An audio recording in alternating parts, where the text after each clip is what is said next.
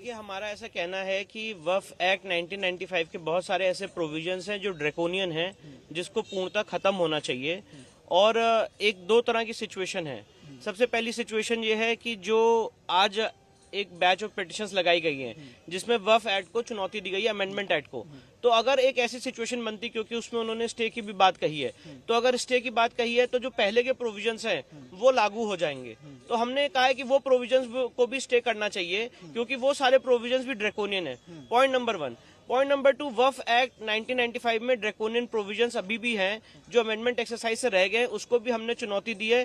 For example, जो person aggrieved शब्द use है, जिसमें नॉन मुस्लिम्स भी आते हैं और उनको ये ऑब्लिगेशन है कि उसको वक्फ ट्राइब्यूनल में चैलेंज करें, उनकी जमीन अगर चली गई है, उसको हमने चैलेंज किया है। ये एक बहुत भयानक साजिश की गई है कि इसमें स्टेट्स गवर्नमेंट जो है वो भी अपने वहाँ पर पहुँची है सुप्रीम कोर्ट में, और वो भी बिल की हिमायत में पहुँची हो।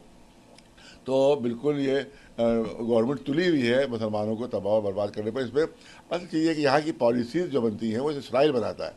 तो इसराइल भी जैसा जो गज़ा में करना चाहता है कि हिंदुस्तान में भी वैसी माहौल पैदा कर दिया जाए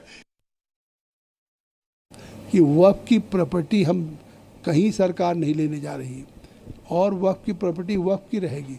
मुतवल्ली मुसलमान रहेगा, वाकिफ मुसलमान रहेगा।